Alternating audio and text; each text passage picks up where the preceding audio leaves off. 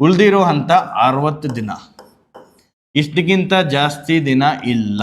ನೆನಪಿಟ್ಕೋರಿ, 60 days ಹತ್ರ ನಿಮ್ಮ ಹತ್ರ ಬರೀ 2 ತಿಂಗಳಿದೆ.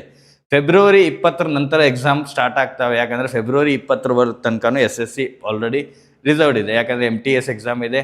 MTSಗಿಂತ ಮುಂಚೆ ಡೆಲ್ಲಿ ಪೊಲೀಸ್ ಎಕ್ಸಾಮ್ ಕಂಡಕ್ಟ್ ಮಾಡ್ತಾರವ್ರೆ ಜನವರಿ 16 ತನಕ ಮೋಸ್ಟ್ಲಿ. ಸೊ ಅದರಿಂದ ಒಂದು 20 ದಿನ MTS ಎಕ್ಸಾಮ್ ಕಂಡಕ್ಟ್ ಮಾಡಬೇಕು ಅವರು.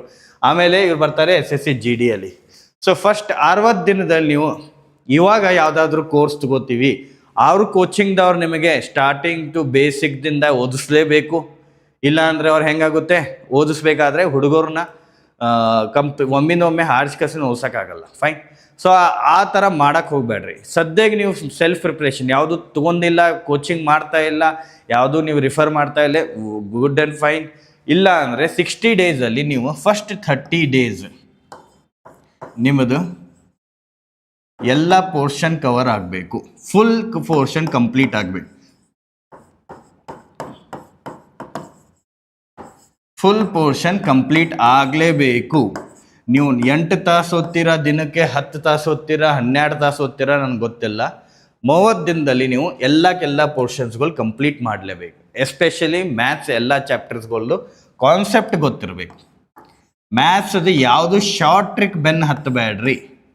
ನೀವು ಕೊಡ್ತಾ ಇರೋ ಎಕ್ಸಾಮ್ ಇವಾಗ SSC GD CGL ಎಕ್ಸಾಮ್ ಅಲ್ಲ, CHSL ಎಕ್ಸಾಮ್ ಅಲ್ಲ, ಯಾವುದು NTPC ಎಕ್ಸಾಮ್ ಅಲ್ಲ, GD ಎಕ್ಸಾಮ್ ಕೊಡ್ತಾ ಇದ್ದೀರಿ. ಮ್ಯಾಟ್ರಿಕ್ಯುಲೇಷನ್ ಮೇಲೆ ಎಕ್ಸಾಮ್ಸ್. ಕಾನ್ಸೆಪ್ಟ್ಸ್ಗಳು ಗೊತ್ತಿರಬೇಕು ನಿಮಗೆ.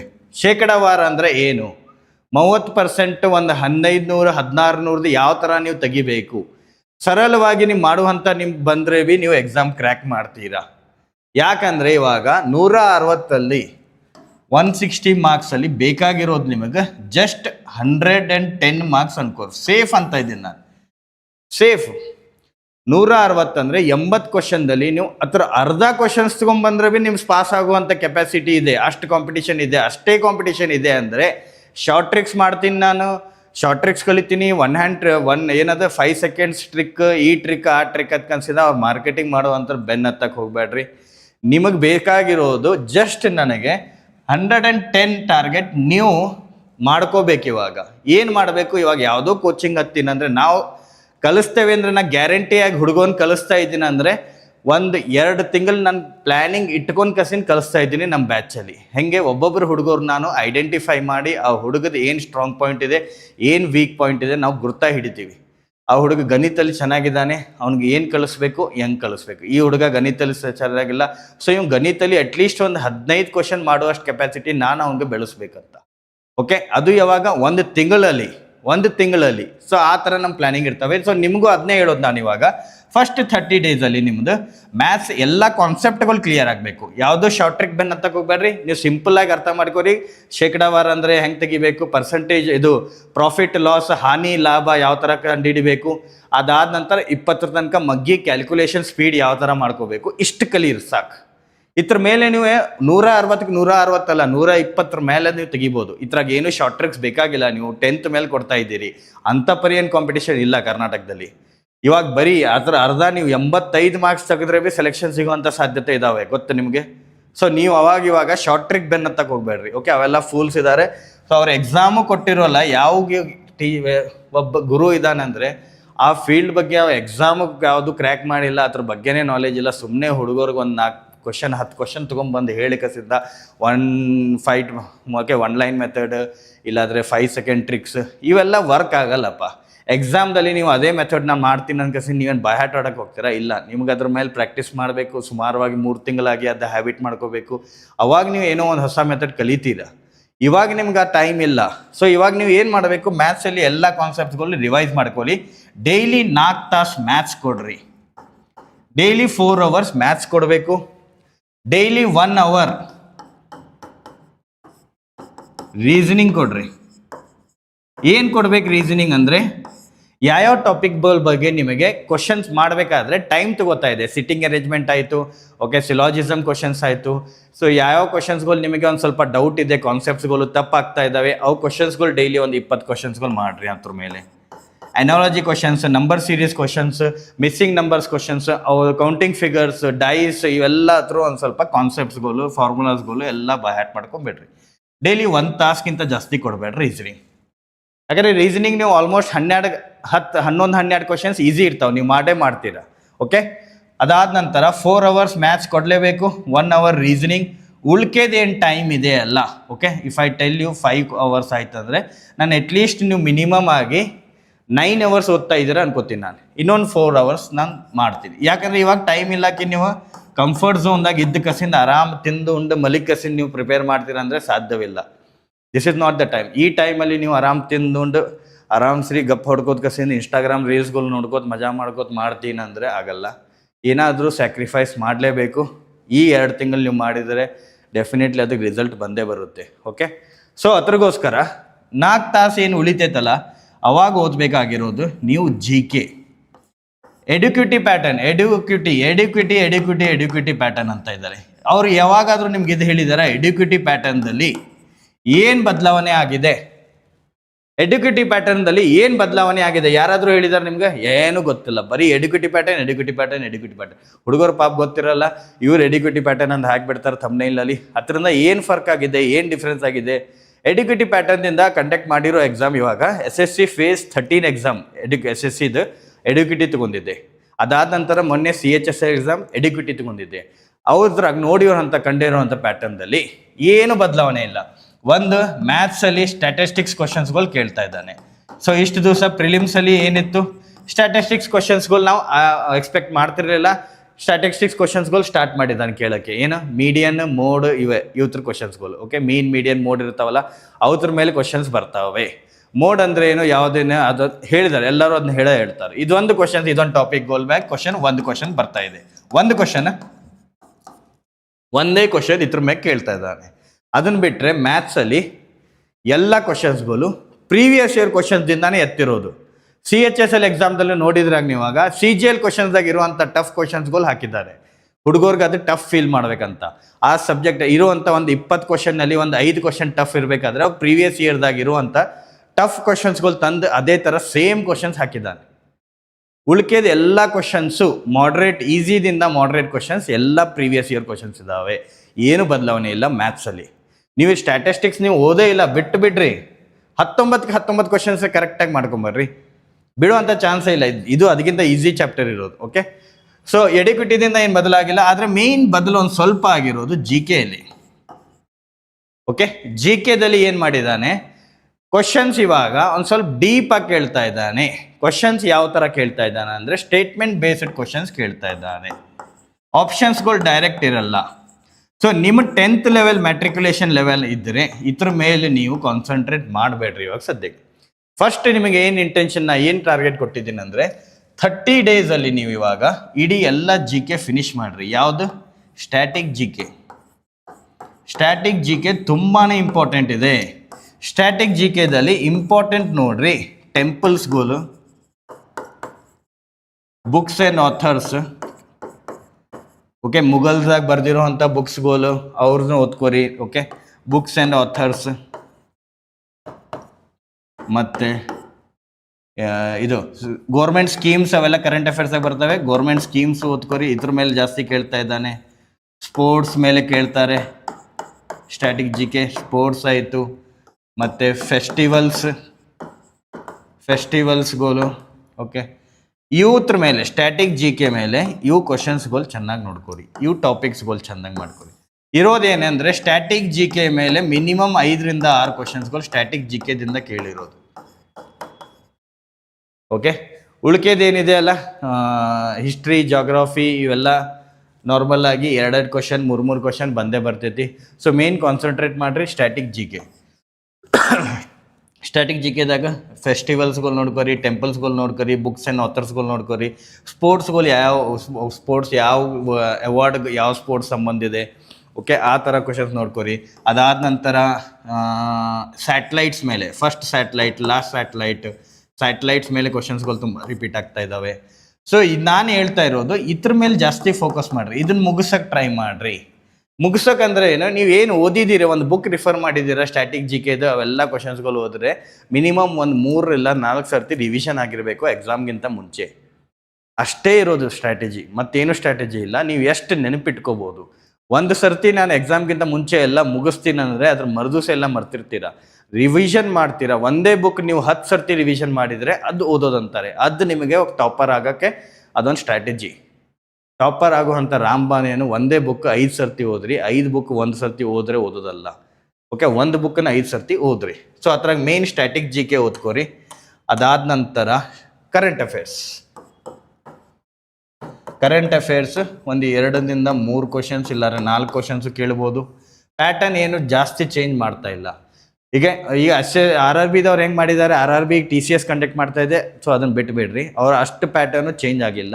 ಕ್ವಶನ್ಸ್ಗಳು ಒಂದು ಸ್ವಲ್ಪ ಚೆನ್ನಾಗಿ ಕೇಳ್ತಾ ಇದ್ದಾನೆ, ಟಫ್ ಕ್ವಶನ್ಸ್ಗಳು ಬರುವಂಥ ಚಾನ್ಸಸ್ ಇದ್ದಾವೆ. ಸೊ ಇದ್ರ ಮೇಲೆ ನೀವು ಜಾಸ್ತಿ ಪ್ಲ್ಯಾನ್ ಮಾಡಿರಿ. ಸೊ ನಾನು ಹೇಳೋದಂದ್ರೆ ಏನಿವಾಗ ಇಂಗ್ಲೀಷ್ ಮತ್ತೆ ಲಾಸ್ಟ್. ಓಕೆ, ಇದಾಯಿತು ಇಂಗ್ಲೀಷ್, ಇಲ್ಲಾದರೆ ಹಿಂದಿ. ಇವಾಗ ನೀವು ಏನಾದರೂ ಇಲ್ಲಿ ಹೊಸ ಟಾಪಿಕ್ ಮಾಡ್ತೀನಿ ಅಂದರೆ ಸಾಧ್ಯವಿಲ್ಲ.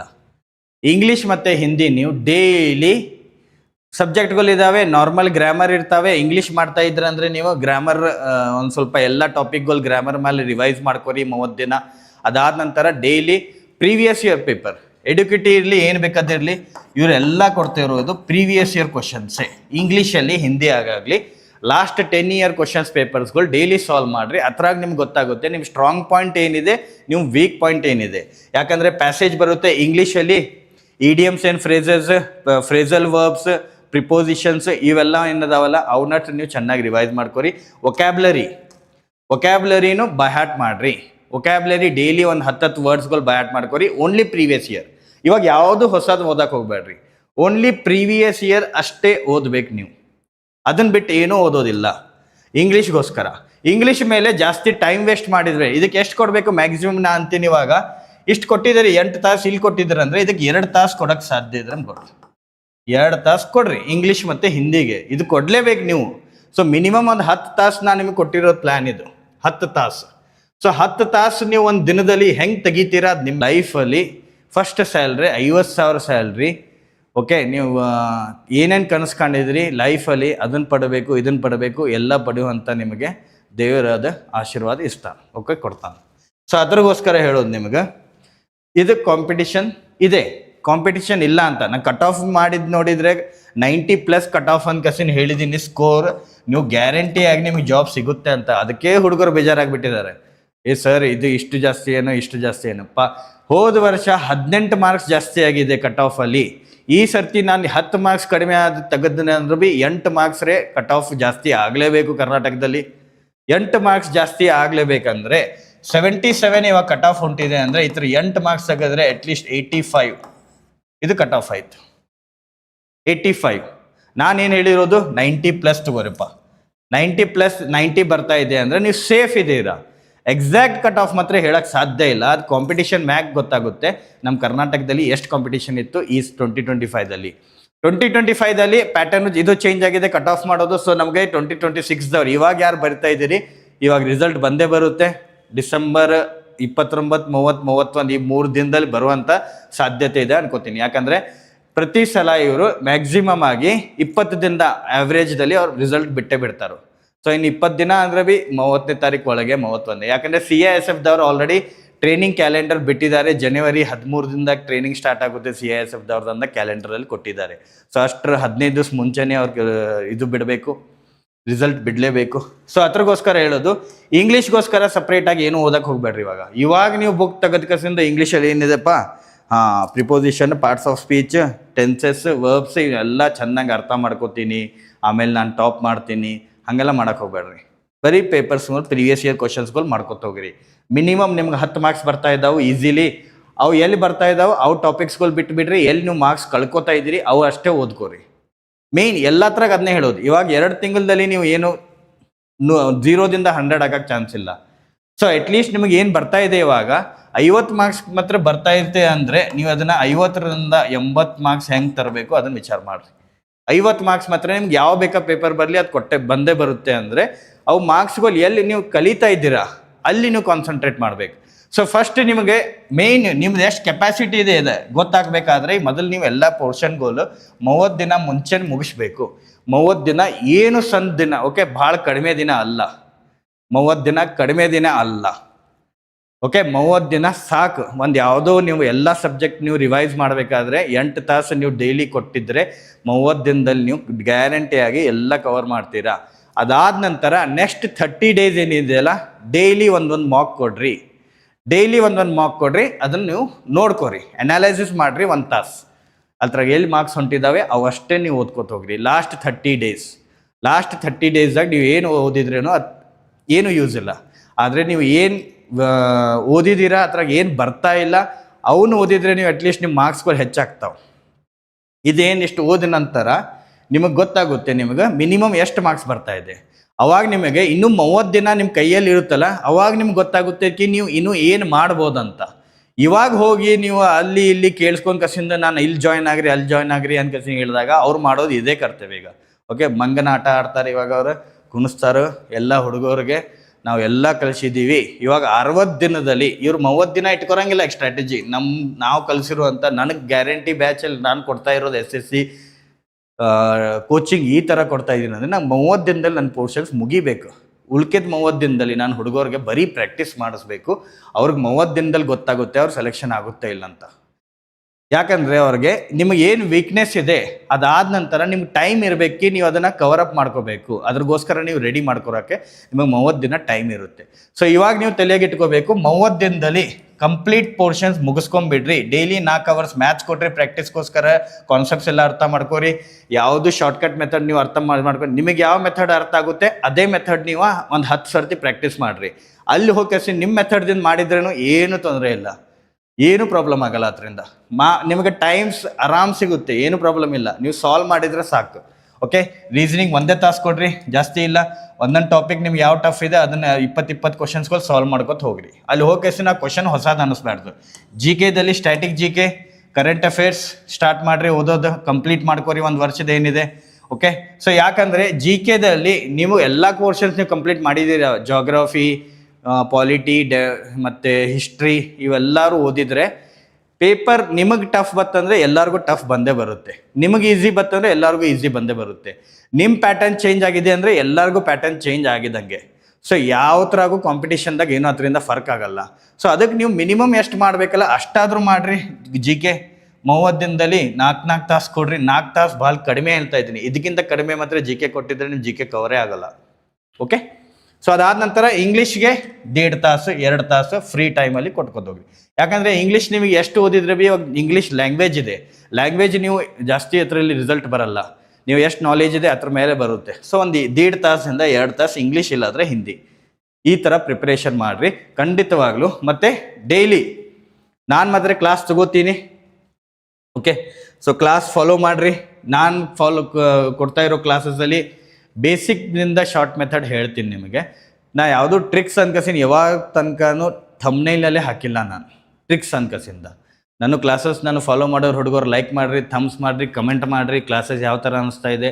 ಕ್ವಶನ್ಸ್ ನಾನು ಯಾವಾಗೂ ಹುಡುಗರಿಗೆ ಅಂಥ ಕ್ವಶನ್ಸ್ ತರ್ತೀನಿ. ನಾನು ಒಂದು ಕ್ವಶನ್ಸ್ ಮಾಡಿದರೆ ಅದರಿಂದ ಬರುವಂಥ ಈಸಿ ಕ್ವಶನ್ಸ್ಗಳು ಆ ಚಾಪ್ಟರ್ದಿಂದ ಸರಳವಾಗಿ ಮಾಡ್ಬೋದು.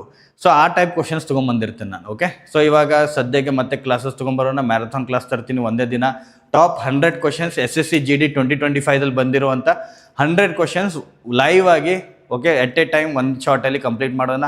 ಬೇಕಂದರೆ ಕಮೆಂಟ್ ಮಾಡಿರಿ, ಸಿಗದ ತೊಗೊಂಬರೋಣ. ಒಂದು ಸರ್ತಿ ಅದು ಮಾಡಿಬಿಟ್ರೆ ನೀವು ಯಾವ ಬೇಕಾದಲ್ಲಿ 10 ಕ್ವಶನ್ಸ್ ಮಾಡ್ಕೋತ ವೀಡಿಯೋಗಳು ನೋಡ್ಕೋತ ಬೇಕಾಗಿಲ್ಲ. ನಿಮ್ಮ ಪ್ರಿಪ್ರೇಷನ್ ನೀವು ಮಾಡಿರಿ. ನಿಮ್ಮ ಪ್ರಿಪ್ರೇಷನ್ ನಿಮ್ಮ ಕೆಪಾಸಿಟಿ ನಿಮಗೆ ಬಿಟ್ಟರೆ ಬೇರೆ ಯಾರಿಗೂ ಗೊತ್ತಾಗಲ್ಲ. ನೆನಪಿಟ್ಕೋರಿ, ನೀವು ಯಾರು ಬೇರೆ ಹತ್ರ ಮೇಲೆ ಡಿಪೆಂಡ್ ಹಾಕಿಸಿ ನೀವು ಕೂತ್ಕೋಬೇಡ್ರಿ. ಇರೋಕ್ಕೆ ಟೈಮ್ ಇಲ್ಲ ಇವಾಗ. ಒಮ್ಮೆ ಟೈಮ್ ಹೋಯ್ತಂದ್ರೆ ಸರ್ ನೀವು ಮೊದಲೇ ಹೇಳಿಲ್ಲ ಸರ್, ಇಲ್ಲೇ ಹಚ್ಚಿಕಸಿನ ನಾನು ಇದು ಮಾಡಿದ್ದು ಮಂಕಾಗ್ಬಿಟ್ನಿ ಅನ್ಕಸಿನ ಆಮೇಲೆ ನೀವು ಅಳ್ಕೋತ ಕೂತ್ರೆ ಜವಾಬ್ದಾರಿ ನೀವೇ. ಅದ್ರಗೋಸ್ಕರ ಹೇಳೋದು ಈ ಥರ ಸ್ಟ್ರಾಟಜಿ ಫಾಲೋ ಮಾಡಿರಿ. ನಮ್ಮ 2026 SSC GDದವ್ರಿಗೆ ಗ್ಯಾರಂಟಿ ಬ್ಯಾಚ್ ಅಡ್ಮಿಷನ್ಸ್ ಇನ್ನೂ ಓಪನ್ ಇದ್ದಾವೆ. ಗ್ಯಾರಂಟಿ ಕೊಡ್ತಾ ಇದ್ದೀವಿ ಅಂದರೆ ನಮ್ಮ ಅನುಭವದಿಂದ, ನಾವು ಮಾಡುವಂಥ ಪ್ರಯತ್ನದಿಂದ, ನಾವು ಮಾಡುವಂಥ ಕಾನ್ಫಿಡೆನ್ಸಿಂದ ನಮ್ಗೆ ಗೊತ್ತಿದೆ ಕಿ ನಾವು ಯಾವ ಹುಡುಗರಿಗೆ ಯಾವ ಥರ ಟ್ರೈನ್ ಮಾಡಬೇಕಂತ. ಯಾಕಂದರೆ ನಾವು ಆ ಫೀಲ್ಡಲ್ಲಿ ಇದ್ದು ಬಂದಿರೋದು, ಕ್ರ್ಯಾಕ್ ಮಾಡಿ ಬಂದಿರೋದು, ನಮಗೆ ಗೊತ್ತಿದೆ ಹುಡುಗರು ಯಾವ ಮೆಂಟಾಲಿಟಿ ಇದೆ, ಅವ್ರಿಗೆ ಯಾವ ಥರ ಟ್ರೈನಿಂಗ್ ಕೊಡಬೇಕಂತ.